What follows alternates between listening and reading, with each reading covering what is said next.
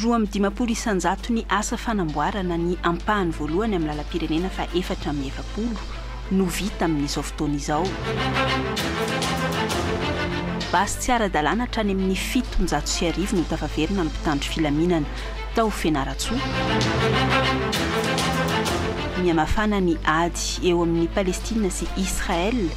Maro ireo vahoaka amina firenena maneran-tany midina an-dalambe nampiakapeo mba hitsaharana izany ady izany. Santionany amin'ireo vaovao an-tsary ny televiziona malagasy ireo ary atolotry Élisée Romuald amin'ity takariva ity. Tompoko lahy sy tompoko vavy sy magnano mbola tsara antsika jiaby ary magnantso antsika ampitiavagna sy ampanajagna hagnaraka hatramin'ny farany ny vaovao atolotry ny televiziona malagasy amin'izao alina izao.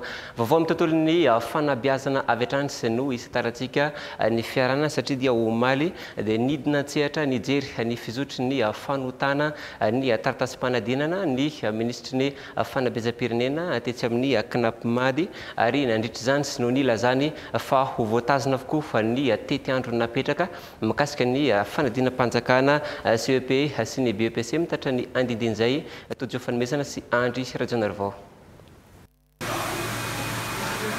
Efa manomboka ny fanotana ny taratasym-panadinana na ny feuille de copie ho an'ny fanadinam-panjakana BEPC amin'izao fotoana izao ety amin'ny Knapimady.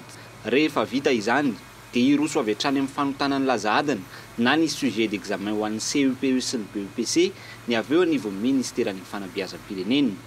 Vita soamasara ny ireo antota taratasy na ny feuille de copie na ny sujet d'examen ato amin'ny Knapimady manome tokony Knapimady fa hanatanteraka ary vita ansaka sy andavany izany andraikitry nomeny fanjakana andraikitry nomeny ministera ho an'ny Knapimady manoloana ny fanadinam-panjakana zay ho avy izao.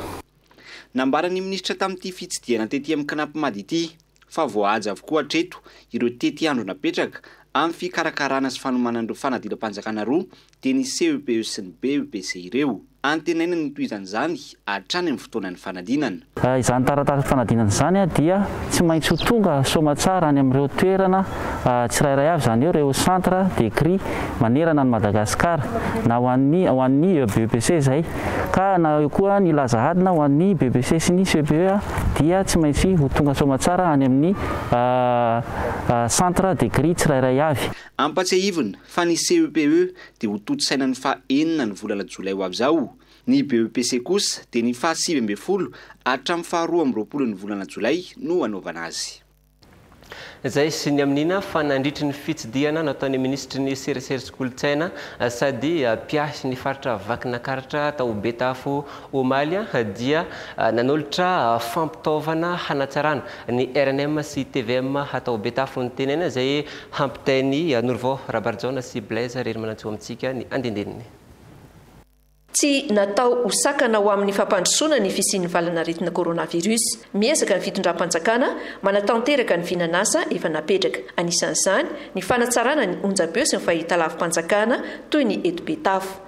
Araka ny fahitanareo eto dia nanolotra ny fitaovana ho an'ny RNM sy ny TVM ny radio pirenena zany na ny radio Madagasikara taty Betafo sampany vao andeha amin'izao mbola tsy nisy radio mihitsy zany ny TVM kosa dia 20 volana lasa zay ny simba dia tsy mbola nety vita mihitsy zany dia satria efa antitra ny émetteur teo dia ny solotsika fitaovana vaovao tanteraka mihitsy zany ho an'ny RNM sy ny TVM dia io ihany koa ny fampitaovana ny bloc technique ty zay efa hitantsika ny ataontsika hoe fanaka tao anatin'ny mobilier fa ratsy dia ny solotsika tanteraka dia io navozina io raha teo moa zany ny trano satria efa tena simbasimba ihany koa izy hitantsika teo dia naverina navozina zany Andraikitry ny solombavam-bahoaka ny mampahafantatra ireo olana sy ny filan'ny vahoaka amin'ny tompon'andraikitra tandrify izany. Ny ministra dia manaiky tanteraka mihitsy hoe omeko anao fitaovana ho an'ny vahoaka amin'ny Betafo efa tsapako za ministra kotra zanaka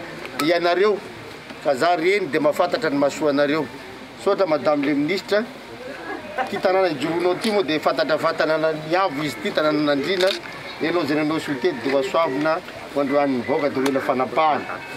Miezaka hatrany ny ministera ny serasera sy ny kolontsaina manatsara ny RNM TVM amin'ireo distrika manerana ny nosy. afa mikasika ny fanamboarana fototra-fitrasan'ny lalana zay ataon'ny fitondram-panjakana dia hojerena akaiky manomboka zao ireo commune saro-dalana ao anatin'iny faritra Loatra Mangoro iny amin'ny alalan'ilay tetikasa PACT na tohana ho fampifandraisana ny fitaterana izay vatsiny banky iraisam-pirenena arabola natolotra ho an'ireo commune 4 ao anatin'ny districtny Moramanga ny fampahafantarana ny singa 5 mandrafitra izany tetikasa izany ampahafantarany Keita Revila amintsika. Moramanga, Amboibary, Moraranogara, Amboasarigara, Fiarenana, Bembary, Andaingo, Andilana Toby, Bejofo, Manakambahina Andrefana, Ampitantsimo, Antsangatsanga, Ilafy, Ardidy. Ireo no commune 4 voasafidy hanatanterahana ilay singa faharoa ao anatin'ilay tetikasa tohana ho fampifandraisana ny fitanterana na ny PACT ato anatin'ny faritra Loatra Mangoro. Marihana fa lanafaritra izay ny ankamaroan'ireo lanafaritra dia lanatany izay farantsinatsy ary mampitohy commune sy fokontany maro samihafa izany lanafaritra izany izay mitotaly eo amin'ny 520 kilometatra eo. Isan'ny politika ny ministera ny fanajarinany tany sy nazavaventy manomboka izao ny fampifandraisana ireo commune ambanivohitra amin'ny tanan-dehibe amin'ny alalan'ny fanatsarana ireo lalaparitra. Manomboka izao tsy hoe miaraka amin'ny banky iraisam-pirenena fa rehefa lalam-pirenena ka misy fanavoizana dia mezana mba hisiny izay fanamboarana lalana rehetrarehetra manoya miala avy amin'ireo toerana na commune manodidina mamonjy io lalam-pirenena io mba ahafahana izay mampitombo ny vokatra sy indrindra manatsanga ny fahatena. Tsara ho fantatritsika fa ny fanamboaran-dalana dia tsy resaka hoe lalana vita ihany fa misy vidiny. Satria fiditsika lafo be ny fanamboarana izy ireny na io vola indamina na vola panjakana ka mazava ho azy zany ny atao sy iverenana izay vidiny izay makany amin'ny vola panjakana sy amin'ny fiainan'ny vahoaka amin'ny ankapobeny. Ka zay no mazava-dehibe ny atrikasa-totsika androany. Natolotra ho an'ireo ben'ny tanàna voakasika ity tetikasa ity ato anatin'ny faritra Loatra Mangoro moa ireo singa 5 mandrafitra ity tetikasa ity izay narahana adevitra hijerevana akaiky ireo olana eny fotony. Ny tetikasa raha teo izay vinavinaina hatomboka ny taona 2022. Efa amin'ny faritra Loatra Mangoro antsika dia fantatra fa miroso dia miroso amin'izao fotoana izao ny fanamboarana ny lalam-pirenena faha-4 mihazo ho an'iny Ambatondrazaka iny ao anatin'ny famitana tanteraka ny ampahany voalohany mampitohy ny Marovoay sy Amboasary sy ny orinasa manao izay asa zay amin'izao fotoana izao ary nidina tany toerana ny ministry ny asa vaventy sy ny fanajerena ny tany nijery ny fizotry ny asa sady namaha ny olana zay mety sy maty raiky ny asa ho tateriny Keita Revila. 20 isanjato ny asa mampitohy ny Marovoay sy Amboasary no vita amin'izao fotoana izao lalam-pirenena 470. Ny hitantsika izao ny efa manomboka mametraka ny tara farany Nankoso de Roulement dia amin'ny erakalakatoka no voalohany misy fahatarana ny asa araky ny hitantsika izay moa isan'ny antony taty hijery izay vahaolana tokony tedavina mana ny ahafahany maniasa mandroso bebe koa ary koa hijery ilay ireo lalana mampitohy ny lalam-pirenena ity amin'ireo commune manodidina ny ezahana mba ho enjehana ny fahatarana lava be teo noho ny aretina Covid-19 ity. Fa na izany arany tsy maintsy kajiana ihany koa ny kalitaon'ny asa satria ilaina asa maharitra sy mateza ilay izy dia misy araka hitantsika teo maro fanavoizana nentina raha oharina amin'ny lalam-pirenena natao hatramin'izay mba hanana izay lalana mateza zay. mirefy 40 kilometatra raha i Marivoay miazo an'Amboasary fa ankoatran'izay dia efa hatomboka ihany koa ny fanamboarana ny lalana mampitohy any Amboasary miazo ny Vodiala izay antsoroan'ny orinasa CRBC hatrany.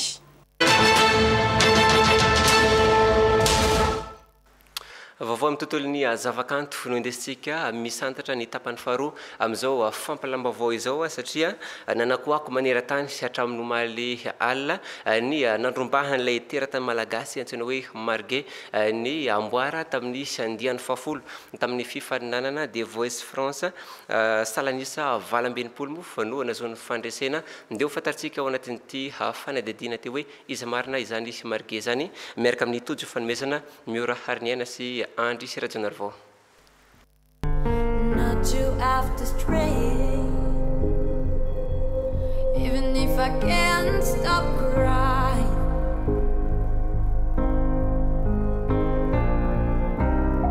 That has put us on the same path. Izy no Margherita Davico na i Marguet ilay tovovavy malagasy nandrombaka ny andiany fahafolo tamin'ny fifaninana-kira The Voice. Ity rano mitondra ny lohateny hoe Forget Everything ity no nataony teo amin'ny famaranana ka nahazon'ny amboara sy ny anaram-boninahitra tamin'izay fifaninanana izay.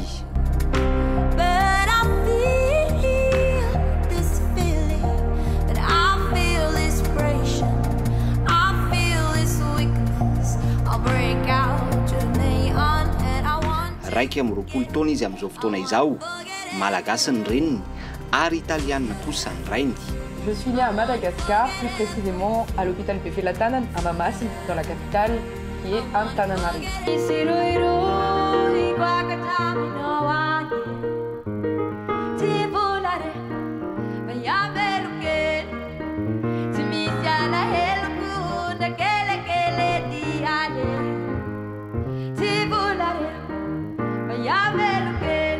Olona notezaina tanteraka tao anaty mozika i Marguet hatramin'ny fahakeliny. Ankoatran'ny rain'izay mpitendry mantsy, misy amin'ny fianakaviany ihany koa no efa nilona tanteraka tao anaty mozika. En soi, j'ai quand même la chance d'avoir une tante. Nanambitana nanana nenito mpanakanto nanana ny toerany tao Madagasikara, i Elsa Fira zany. Izy io izay nanambady an'i Jimmy Cliff ihany koa taloha. Il s'appelle Jimmy Cliff, qui est un grand artiste également.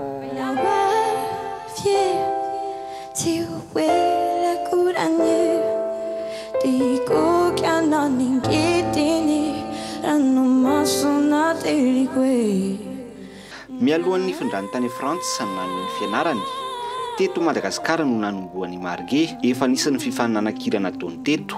Teo amin'ny 12 taona koa no niditra teo amin'ny sehatry ny Matianina tamin'izay nandray anjara tamin'ny Pazapa tao amin'ny RTA.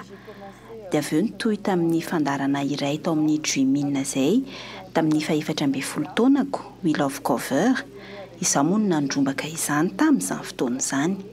We Love Cover où j'ai eu la chance d'être la gagnante du concours. Taorian'ny nandrombahan'iny amboara tamin'ny The Voice iny nampanantena izy fa andalo eto Madagasikara ary amorony hira amin'ny teny malagasy.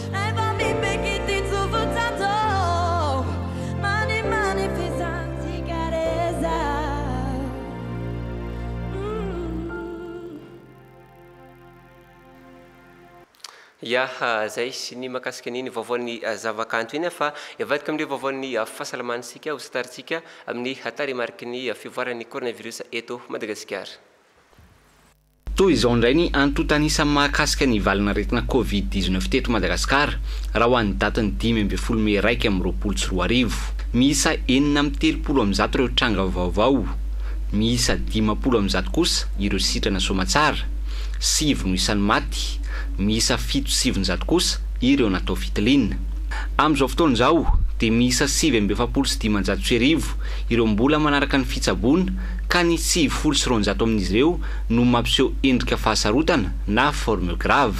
Raha tambatra kosa ny antotanisa nanomboka ny andro nidiran'ny tsimok'aretina Covid-19 teto Madagasikara hatramin'ny 10 Mei 2024 dia toy izao: miisa 1,704 alina ireo efa nitondra sy mbola mitondra ny tsimok'aretina Covid-19, miisa 7,707 alina kosa ireo efa sitrana somatsara izany hoe 4,720 isanjato ny taha-pahazitranana, misa 3,770 ireo namony ainy, izany hoe 2,720 isanjato ny taha-pahafatesana, misa 7,707 kosa ireo fitiliana efa natao. Ho fanamafisana ny ady amin'ny Covid-19 dia nahazo fitaovana maro nahitana extracteur d'oxygène ny CHRD ao Betafo, nahazo ihany koa ny fiangonana katolika ao Atsimitsena sy ny FLM ao Ambanivaratra ao Betafo ihany. Fampitaovana avy amin'ny ministra Lalatina Andretongarivo, ministra Piasy ny faritra Vakinakaratra sady filoha-mpanorona ny antoko Freedom tateriny Tsinjomaina sy Blaise Rerimanatsoro. Antoka iray lehibe ahafahana mandresy ny coronavirus ny fampiny ny fampitaovana eny anivony ny toeram-pitsaboana. Izany indrindra no nanosika Andramatoa Lalatina Andretongarivo izay filoha mpanorona ny antoko Freedom no sady ministra Pia ny faritra Vakinakaratra hanolotra ireo karazana fitaovana maro ho an'ny CHRD Betafo. Ny atongavako eto dia marika izay fanohanako, marika izay fankaherezako anareo izay nitondrana an'ireto fanampiana ireto mba ahafahana miatrika amin'ny fomba tony kokoa rehefa manana ny fitaovana eo am-pelantanana an'izay valanaretina izay. Andrina kidoro dia ny drap, izany hoe ny drap plat moa ny filaza sy ny drap haolo ihany samy ao anatiny ao avokoa. Ny latabatra kely ho an'ny le table de chevet zany, table de nuit ihany koa mety ilazantsika azy, ny seza ho an'ny mpianary, concentrateur na ireto fitaovana ireto zany mba ahafahana hoe raha sendra misy manomboka eo amin'ilay forme modéré moa filazan'ny médecin inspecteur azy teo dia mandra-piandry ny fandehanany any Antsirabe dia mba avy hatrany dia azo ampiasaina ny reto izy ireo ahafahantsika mampijaina avy hatrany izay concentrateur izay. Oxymètre ihany koa satria ny aingana be ahafahana mijery hoe hatraiza ny saturation en oxygène ny marary, ny fitaovana fiarovana manokana na ny équipement de protection individuelle na EPI moa ny filazantsika azy, potence izay anisany tao anatin'ny filana rehefa alohan'ny akaty dia nangataka taminareo hoe inavana zavatra ilaina dia tao anatin'izay filana izay ny potence, ny aro vavaorona moa ny filazantsika azy ary ny gel désinfectant. Fitaovana ihany no atolotra marina fa tsy ministra Pia mivantana, ministra ny fahasalamana fa kosa ministra Pia ny faritra Vakinakaratra dia tsy ho haiko ny tsy hitondra an'izay famezan-tanana izay. Ny manana fa tsy mahakolokolo sy ny tsy manana nefa mitovy ihany ka dia izay no anankinako aminareo hoe ankinina aminareo reto fitaovana ireto mba ho tsara kolokolo ihany koa ary mba hanampy an'ireo mararintsika tokoa ny antony ampiasaintsika azy zany ao anatin'izao ady amin'ny valanaretina izao. Ankoatry ny hopitaly no jerena manokana ihany koa ny fiangonana tao amin'ny Akara Atsimitsena sy ny FLM Betafo. Efa ho avy ny fotoana ahafahan'ny fiangonana misokatra indray dia andraisana an'ireo mpino loterana marobe dia izay ny antony reto fanampiana izay atolotra anareo reto dia ny pulvérisateur mba ahafahana manao ilay désinfection zany sy ny fitaovana miaraka ampiasaina ao anatin'izany ary ny gel désinfectant ho an'ny mpino zany atao amin'ny fiangonana. Tantely tapabata ho ny tompoka ny fo manolotra ny mameno azy kely tsy mendrika anareo tolorana fa mendrika anay manolotra dia raiso ampitiavana pasteur fa vokatra ny fo no nitondrana azy sy nanolorana azy ao anareo dia enganesika mba andresy ny valanaretiny ity dia mba ho afaka hiaraka hidera sankalazan'Andriamanitra indray ny mpino rehetra atao amin'ny fiangonana amin'ny fotoana izay anapahantsika hevitra hirosoana amin'izany dia mba hifavonina ny fiangonana satria manana ny fitaovana ilaina ao anatin'izay fitsinjovana ny mpino sy ny mpiaramonina amintsika izany. Mbola hanolotra jiro hanazavany hopitaly ihany koa izy izay ho tonga tsy ho ela aty an-toerana. ny fiboana mo no isan'ny fomba ray hahafana mandresy ny covid-19 efa tafapaka amin'ireo mponina ny fipetranapetraky ny fanjakana hoy ny mpitandro filaminana tafaresaka tamin'ny miray andrianjafy sy Roger Andriamanala androany mpitandro filaminana izay tsy maintsy miasana dia fiboana tanteraka aza ny andro fa ka mba ho fitsinjovana azy ireo fa dia misy ny tolotra sakafo ataon'ny eny amin'ny commune Lasora izay hany commune manao an'izay tolotra izay miray andrianjafy sy Roger Andriamanala.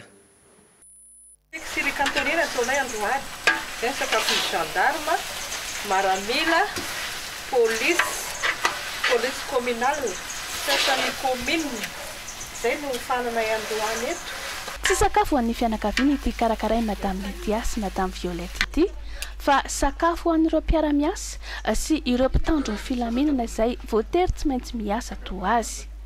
20 izy ireo no anomanana sakafo atoandro izay omena maimaim-pona. Ny antony moa zany mahatonga an'le hoe misakafo eto aminay ny gendarmerie pirenena sy ny police pirenena miaraka amin'ny staff ny commune dia noho ny tsy fisian'ny tsena misokatra satria zareo fantatra fa miasa 24 sur 24 heures dia ao anatin'izany 24 sur 24 heures zany tena sahirana be. Nanomboka tamin'ny fiobaona tamin'ny taondasa no nanaovan'ny commune etsika toy izao fa amin'ny andavanandro dia misitraka sakafo toy izao ihany koa ireo mpiasan'ny commune. Ny fotoana lany na ny avizana na mandeha dia aloha tonga dia jerena manokana momba resaka sakafo eto. Vita ny sakafo dia miverina indray amin'ny asa ireto mpitandro filaminana ireto. Lamina ny asa satria efa mahatsapa-tena mponina. Hitantsika amin'izao efa mikatona daholo ny tsena rehetra izay tokony katona. Efa tsy dia le hoe fifampisamborana sy le hoe fifaninjehana foana tsoa zany ny langage ampiasaina zany fa efa mba mipasy amin'ny olona zany le izy dia fanamafisana sisa zany ataonay ao anatin'le opération. Amin'ny ankapobeny dia ny lamina toy izany ihany koa ireo faritra maro teto andrenivohitra. Afy amin'ny tontolon'ny tsy fandriampahalemana atao reny fanentanana ny amin'ny tokony hamerenana ireo basy tsy ara-dalàna dia anarivona amin'izao fotoan'izao ny basy tafaverina amin'ny mpitandro filaminana ho an'izareo ao amin'ny faritan'ny Fianaratsoa teo aloha araka nisy nambaran'ny komandin'ny fari-piadidian'ny gendarmerie pirenena anatoerana mitatry ny vaovao Olivier Ndebolomiadza. Hatreto dia misy 750 ny basy tsy ara-dalàna azo rano voalaza ny komando ny fiara-piadidian'ny gendarmerie pirenena eto Fianaratsoa. 5 polisy efa-jato kosa indray ny bala miaraka aminy. Ny taona 724 dia 12 ny basy voaray, 24 raika amin'ny 770. 770 kosa hatramin'ny volana janoary raika amin'ny 22. Teo no nanatitra tsitrapo fa misy ihany koa ny sarona vokatry ny fifandonana teo amin'ny mpitandro filaminana. Nanamora ny fametrahana fandriam-pahalemana teto amin'ny faritany Fianaratsoa teo aloha ny fahazoana ireto basy ireto. Ny aladromby tsy misy intsony ny vonolona zay mahatsiravina tandrindra moa ny faritra ny automasatra zetatsika reny tsy misy tsony efa afaka mandeha ny zaza-mambehivavy eny an-dalana eny fa tsy mampiaya intsony reny hitatsika teny an-dalana reny efa misy aza reny olo mivarotra eny an-dalana reny mamatsy an'le mpandeha tongotra ary ny fahazahoana an'io basy tokoa na tonga izao na fiovany fandriam-pahalemana zao zay niatsara dia niatsara. Ny tao amin'ny distrika Nisandra, Ikalamavony, ny tao Ambalakindresy ary Fianarivona Ambato Finandrahana no tena maro anisa tamina vita hare azo ampiasaina avy hatrany ny brigadiny gendarmerie pirenena ao Mazoarivo ao anatin'ny distrikny Isandra iny tanatoerana nanokatra izany ny komandiny gendarmerie pirenena mitatra ny vaovao Olivier Ndebolomiadza hatrany. Trangana halatromby miaro vony olona fanakanan-dalana no tena matety piseho teto amin'ity commune Mazoarivo ato anatin'ny distrika Nisandra ity teo aloha. Hatramin'ny vary mbola ianetsaha dia ny dahalo no mioty ny vokatra. Mijaly ny vahoaka tato na ny zaza mambehivavy efa maro ny findramonina tamin'ity faritra ity nilefany zany asa dahalo zany.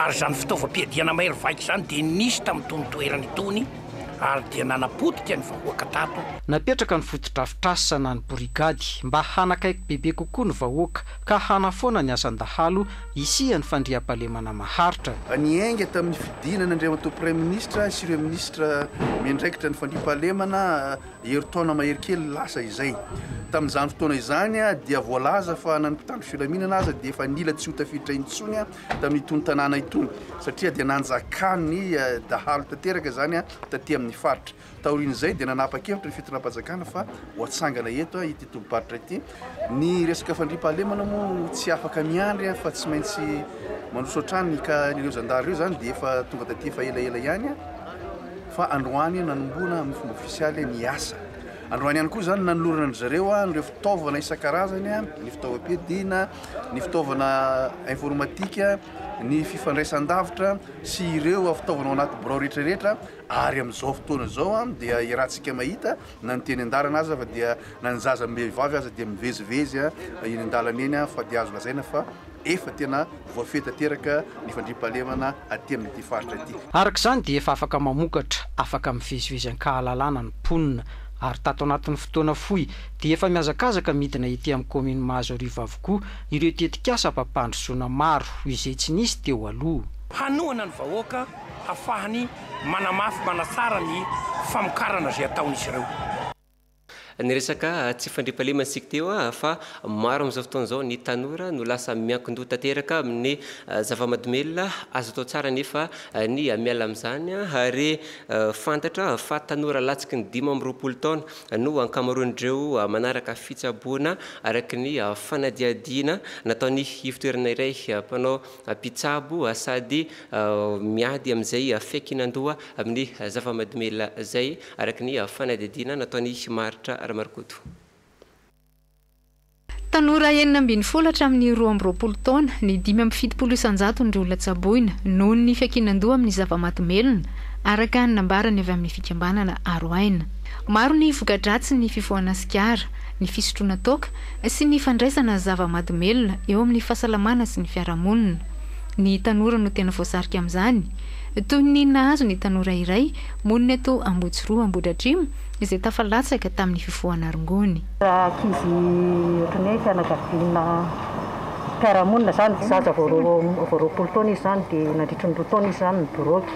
Nananitika tomobile gendarme mihitsy io izy dia ohatran'ny hoe raha vakitrakitrainy izy zany dia mamono ohatr'izany. Azo tsaboina tsara ireo olona miankin-doha amin'ny zava-mahadomelona, ampiny izy ireny hiala amin'ny fahazarany. Manampy azy ireo amin'izany ny centre Aroaina eto Ambohitsoroa Ambohidratrimo. Ilana fotoana ary indrindra ny finiavana avy amin'ilay olona tratra ny fiankinan-doha ny fitsaboana. Misy ny fitsaboana ara-medikaly izay atao aminy mba ahafahany miaina tsy misy an'ilay zava-mahadomelona, ahafahany miatrika ilay filana te hifokana te hisotrona te handray ny zava-mahadomelona ary mitsabo an'ilay aretina izay nateraky ny zava-mahadomelona. Izany hoe manampy azy ihany koa zay ara-medikaly, manampy azy zay ara-psikolojia mba tsy hatakaverenany intsony amin'izay fanangezany ny zava-mahadomelona izay ahafahany miaina milamina tsy misy zava-mahadomelona. Afaka manaraka fitsaboana any an-trano na mijanona amin'ny toeram-pitsaboana ireo maniry ny ala amin'ny fiankinan-doha amin'ny zava-mahadomelona. Mety maharitra amam-bolany ny fitsaboana atao. Zava-dehibe tsy azo adinoina ihany koa ny fitazam-pahasalamana izay tsara ataon'ny rehetra amin'ny fitandrona ny fahadiovana sy ny fandanjalanjana ny sakafo hohanina.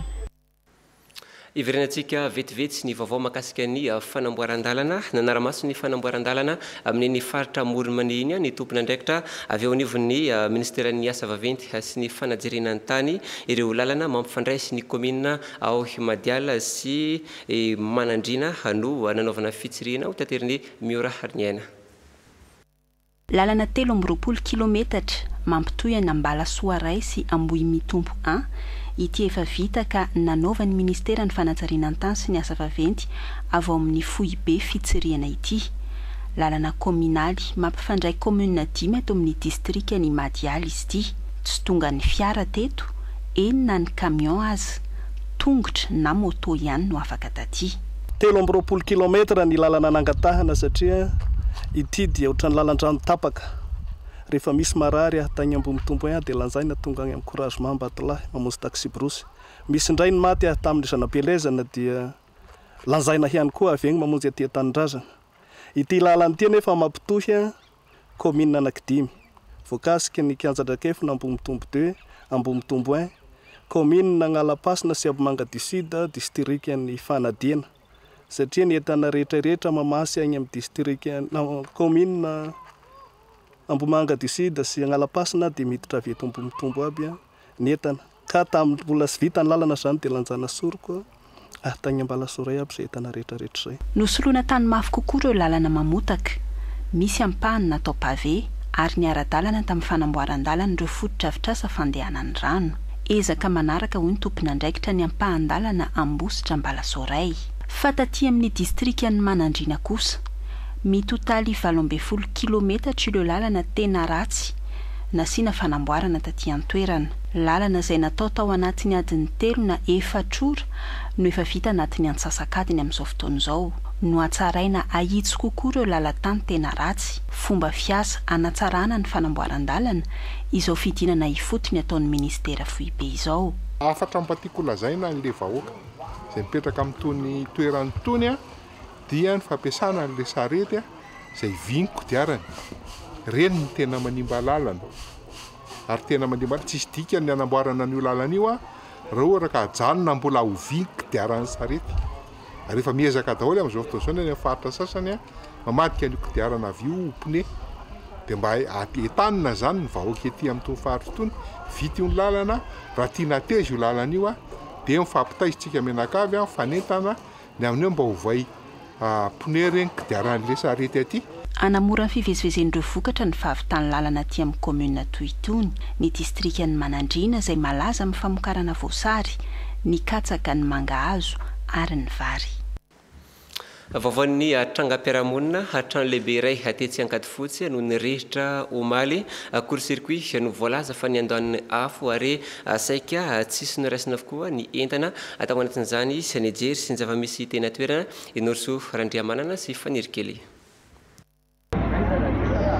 Potika tanteraka tsy misy azo noraisina ny entana rehetra tato anatin'ity trano lehibe iray misy rihana roa eto Ankadifotsy mifanila amin'ny nektara ity. Court-circuit no voalaza fa natonga ny firehetana. Tato ambony tato ny eto ambony resaka court-circuit dia tao amin'ny efitra ny idy zany misy mipetraka fa ny asa le olona mipetraka tao. Vakina le varavarana anisan'le foyer de flamme dia hitako le afony dedaka dia za moa zany fa solosoka tsy anatsony dia nitondrahako rano raiso vao nitondrahana rano le izy dia vao maika atize zany le afo tsisy azo atao tsony dia iny zany kropaka tamin'iny dia tonga dia nanavotraina no natao araka zao hita zao dia 100% ny favoazana juste zao akanjo akoditra zao sisa. Antota taratasy ara-panjakana maro no may. Misy ihany koa taratasy natany tsy nisy azo ny raisina ankoatra ny boky fianaran'ny mpianatra. Ny taratasy momba rehetra ara-panjakana may daholo. Dia ny taratasy momba ny menakavy may daholo.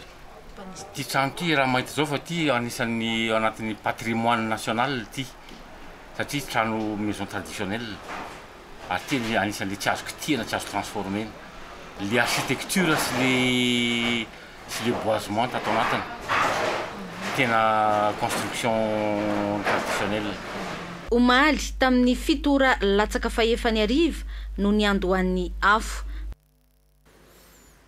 Afay amin'ny tontolon'ny fantajatena dia ny talata fa 20 ny volana May ho avy zao fa no hanaovana ny fifidianana ny ofloan'ny Confédération africaine ny judo candidat roa no hifaninana ao anatin'izany anisan'izany hisitena rindrena solon'ny haiko afloan'ny fédération malagasy ny taranja judo mitatra ny vaovao natao maiavy. Taorian'ny fialandaharany Maroka noho ny fiakarany tamin'ny coronavirus ao aminy tao anatin'ny volana vitsivitsy dia i Senegal indray no hampetrany ny andiany 27 amin'ny fiadinany tombon-dakany Afrika ho an'ny judo ny 20 ka hatramin'ny 30 May ho avy izao. Ifanila-ndalana amin'ity fifananana ity ny Congrès UAJ na ny Union Africaine de Judo izay hisiny ny fifidianana ho filohan'ny Confédération Africaine ny Judo na ny vondrona Africaine ho an'ny Judo fantatra amin'ny hoe UAJ izay maha-candidat ny sitena Andriana Solonyaiko ifaninana amin'ilay Tchadien Abakar Djerma Omi Ny 12 Mey no atao ty fividianana ty ao amin'ny Centre International de Conférence Abdou Diouf efa tao anatin'ny 2 volana mahery nefa tsy eto Madagasikara intsony sy tendra ny nasolo aiko nanomana nandamina ary nanao lobbying mihitsy ny afana mahazo ty larana voalohany aty Afrika ety amin'ny taranja judo na de efa niteny azy izy tetsy amin'ny Carlton Nanosy fa efa Habibu Sissoko filohan'ny UAG Amperinasa mihitsy no manosika ny filatsako vidiny. Raha loharano vaovao azo hatreto dia saika ireo firenena ao Afrika avaratra sy ny eto amin'ny ranomasimbe indiana no efa ao andamosiny ny ty filohan'ny fédération malagasy ny judo sady filohan'ny comité olympique malagasy ity amin'io fifidianana io. Amin'ireo firenena 15 mpikambana afaka mandatsa bato dia ny 2 ampahatelony no fantatra hatreto fa hifidy any sy tena ny nasolony aiko no nefa traika efa nentiny teo amin'ny fitantanana ny judo malagasy ka nalany azy ho chairman ny judo aty Afrika no sady tompona voalohany amin'ny fampantsona ny judo eo anivon'ny fédération ny resam-pirenena ho an'ity taranja ity. Maro ny mametraka fitokisana amin'ny sitena ny nasolony aiko ny tontolon'ny judo tsy sika malagasy ihany fa ny maneran-tany mihitsy no izy nandalo ny antanatohatra rehetra teo amin'ity taranja ity. Tao anatin'ny taona maro ny nitondrany ny fanevan'ny Madagasikara tao anatin'ny ekipam-pirenena malagasy ny alohan'ny ny akarany ho mpanazatra nasionaly ny judo tao renio izy no lasa filohan'ny fédération malagasy ny taranja judo sy nahazahoany ihany koa filohan'ny comité olympique malagasy ary chairman ny UAG. Isany tombony ho an'ny siteny ny fahafantarany rehetra ny mahasolo-bavam-bahoaka ny Madagasikara azy sady ny fifehezany tanteraka ny teny anglisy. Zay sy ny makasika an'iny fa atao anatin'ny 3 andro lasa zay dia tazana amin'ireo firenena maro misy mpino silamo ny fanamariana ny Eid el-Fitr famaranana ny volana masina Ramadan fa misy ny fanadidina nataony Miray Andrianjafy makasika ny hoe ny tena hevitry ny hoe Eid el-Fitr sy ny hetsika atao ao anatin'izany aratsika avetrany. Eid el-Fitr midika fetiny fisakafoanana izay atao aorianan'ny volana Ramadan. Ramadan andro faefatra ao anatin'ny fototra ijoroan'ny Islam. Ny Eid el-Fitr zany dia fety izay tsy hafa misaraka amin'ny volana masina Ramadan. Ny volana masina Ramadan dia tamin'ny taona faharoa amin'ny calendre islamika. Ary ny Eid el-Fitr dia voalohan'ny volana Shawaly amin'ny calendre islamika. Misy nefa ireo fiapetra tsy maintsy arahana ao anatin'izay Eid el-Fitr izay. Fety masina ny Eid el-Fitr. Ny zavatra tsy azo ataon'ny mpino Islamo amin'ny andavanandrom-piainany dia voarara ihany koa ao anatin'izany Eid el-Fitr izany ny fanaovana azy. Tsy mahazo misotro toaka ny mpino Islamo, tsy afaka mijangajanga ny mpino Islamo dia voarara izany fanaovana izany zavatra zany. Noho ny ameram-pahasalamana nefa dia tsy misokatra ny moské ary tsy misy ny fiarana amin'ny sakafo toy ny mahazatra fa manao izany isa-tokantrano ny mpino Islamo indrindra ireo izay ao anatin'ny fioboana ampahany. Mitondra teny fankahirezana ho an'ny mpino Islamo rehetra izay tafiditra ao anatin'ny fioboana zay ka tsy afaka manatanteraka ny fanampam-pivavahana Eid el-Fitr ao anatin'ny moské ary mitrotro-ambavaka ho an'ny firenetsika sy ho an'ny mpino Islamo rehetra maneran-tany mba tsy ho tavela ao anatin'izay mba ho afaka zay arety mandoza zay amin'ny Eid el-Adha mba ho malalaka ny fanatanterantsika izany fety masina ho an'ny mpino Islamo maneran-tany izany. Marena fa mahatratra 2 miliara latsaka na ray apaten'ny mponina maneran-tany ny mpino Islamo raha 530 isan-jaton'ny izy eto Madagasikara. Amaranantsika ny fiarahana indesinay mitety firenena maromaro atsika agnampitany-dranomasina ao anatin'ity vaovao magnaraka ity. Dans l'actualité internationale, toujours aucun signe d'apaisement dans le nouveau pic de violence au Proche-Orient. Israël. Mbola tsy misy marimaritra iraisana hatramin'izao fa ny fifandonan'ny Israely sy Palestina mbola mafana tanteraka ny fifandonana. Tranga iray isan'ny songadina ny nanjerany miaramila israeliana bomba tamina fonenany lehiben'ny bureau politique ny Hamas ao Gaza. Nanamafy moa ny premier ministre israeliana Benjamin Netanyahu fa mbola haritra ny etsika fanoherana raha ohatra ka ilaina izany. etsy-andaniny indroa metona ny fivoriana nataony filakevitra momba ny filaminana eo anivon'ny firenena mikambana saingy tsy nataimbokana niverina mivory indray izy ireo amin'ity androny alahady ity malona ity ady tsy mety mitsahatra eo amin'ny firenena israeliana sy ny palestiniana ity dia firenena maromaro amin'izao fotoana zao no ahitana olona midina an-dalambe manoana ny palestina amin'ny ady atrehany anisan'izany ny vahoaka ao Los Angeles, Boston, Philadelphia, Washington any États-Unis mampiakapeo izy ireo mba hitsaharan'ny fifandonana vahoaka handrivony ihany koa no nidina an-dalambe teto Bagdad renivohitra Iraka mitakiny hanasorana tsy misy atakandro ny ambassadorny Israely ihany koa ny vahoaka eto Al Karaman Jordanie atezitra avokoa fa ny mpino islamo rehetra eto Ankara Turquie ary mitokana ihany koa ny ao Sydney Australie anisan'izany ihany koa ny eto Madrid renivohitra Espagne ny afara tamina fifandonana tamin'ny polisy aza moa ny fidinana an-dalambe sasany tamin'ny tanàna maromaro tany Eropa toy ny tao Cologne Allemagne naneo ny firaisankinany amin'ny palestiniana ihany koa ny vahoaka tao andrenivohitra La France zany hoe tao Paris na dia norarana sy noravan'ny mpitandro filaminana aza izay etsika izay tompo lasy tompo vavy tapitra fotoagnatsika ankasitrahana antsika jiaby niaraka tamin'ny hatramo farany ke magnome fotoagnatsika amin'ny magnaraka ary faran'izao vaovao zao sika dia agnaraka ny fandaharana manokana iarahana amin'ny premier ministre Ntsay Christian iresahana ny fivoaran'ny ady atrentsika ny coronavirus mametraka ny veloma mandravitafa ho manaraka ny veloma tompoko